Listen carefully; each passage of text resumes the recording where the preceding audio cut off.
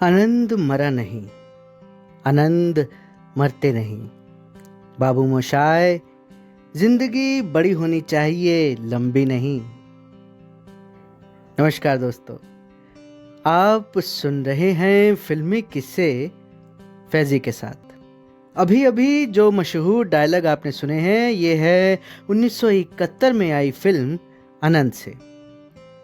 आम मसाला फिल्मों से हटकर बनी ये फिल्म दर्शकों को जहां हंसाती है वहीं रुलाती भी है।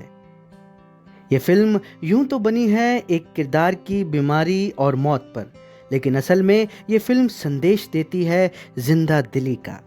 ये फिल्म हमें विकट हालातों में भी हंसकर जीना सिखाती है।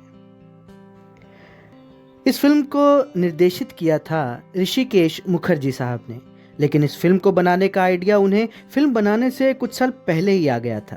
दरअसल एक इंटरनेशनल फिल्म फेस्टिवल के लिए ऋषिदा विदेश गए। ऋषिदा उन दिनों बिमल रॉय की टीम का हिस्सा थे। वहीं पर उनकी मुलाकात राज कपूर साहब से हुई। इससे पहले निजी तौर पर ऋषिदा कभी राज कपूर से नहीं मिले थे। फिल्मों से जुड़ी बातें करते करते दोनों में गहरी दोस्ती हो गई। खैर, भारत आकर भी दोनों आपस में फुर्सत के पल बिताते और फिल्मों पर चर्चा करते। ऋषिदा ने राज साहब के साथ अनाड़ी फिल्म भी बनाई, जो एक हिट फिल्म साबित हुई। राज साहब अक्सर ऋषिदा को बाबू मोशाय कहकर बुलाते थे और ये बाबू मोशाय का किस्सा वहीं से आया। एक दिन ऋषिदा ने राज साहब को अपनी आनंद फिल्म का आइडिया सुनाया। राज साहब ने कहा कि मेरी उम्र 40 पार हो गई है ऋषिदा, इस फिल्म के लिए छोटी उम्र का नौजवान किरदार सही रहेगा। आप शशि को अप्रोच कीजिए। शशि यानी शशि कपूर। शशि कपूर ने जब कहानी सुनी तो अपनी रोमांटिक छवि से हटकर एक मरीज का किरदार और फिर मौत उन्हें भाया नहीं, और इस तरह शशि कपूर ने भी इस फिल्म से इनकार कर दिया। अब ऋषिदा के लिए सवाल था कि किसके साथ यह फिल्म बनाएं।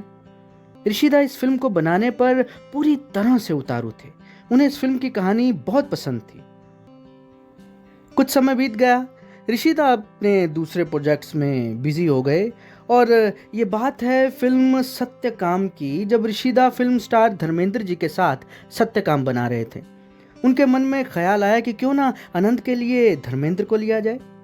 इस विषय पर उन्होंने धर्म जी से बात की। धर्म जी को फिल्म की कहानी बहुत पसंद आई।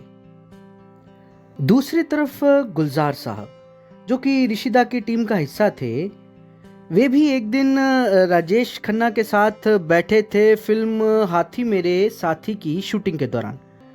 उन्होंने भी राजेश खन्ना जी के साथ इस बात का जिक्र किया कि ऋषिदा अपनी फिल्म के लिए एक हीरो की तलाश में है।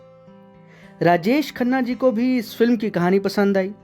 अब बात अड़ गई कि धर्म जी इस फिल्म का हिस्सा बनेंगे या राजेश खन्ना।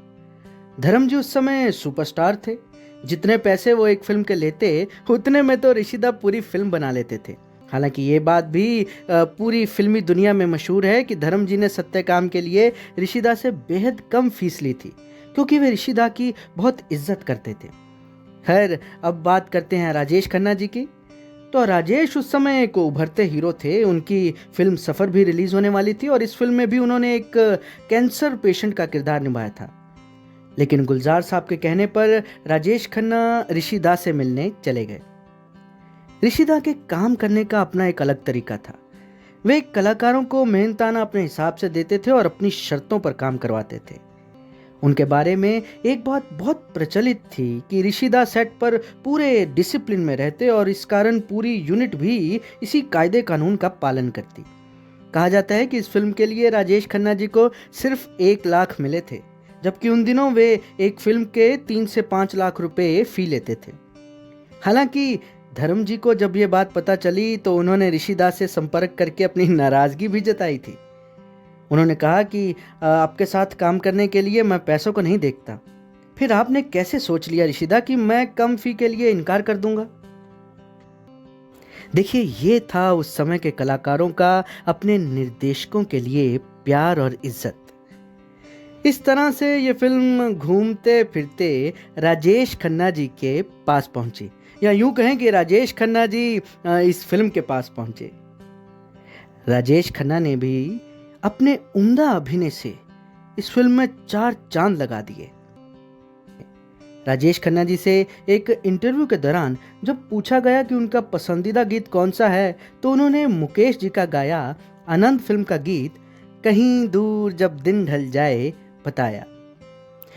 ये है फिल्म आनंद के बनने और राजेश खन्ना जी से जुड़ा किस्सा। अब बात करते हैं फिल्म के म्यूज़िक की। फिल्म का म्यूज़िक दिया था मशहूर म्यूज़िक डायरेक्टर सलील चौधरी ने।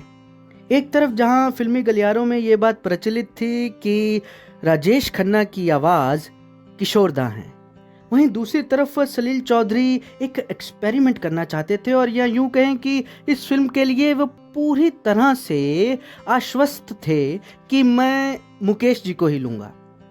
और उन्होंने मुकेश जी से जो गाने गवाए वो आज भी अमर हैं। गीतकार युगेश के लिखे गीत और फिल्मी डायलॉग गुलजार साहब के।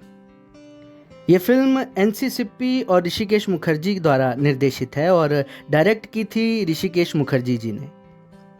कुल मिलाकर के आनंद फिल्म आज भी दर्शकों के दिल के करीब है। उसका कारण है कि इस फिल्म की कहानी जीवन के लिए एक संदेश देती है कि किस तरह से मुश्किल हालातों में रहकर भी आदमी जिंदगी को जी सकता है खुशनुमा तरीके से।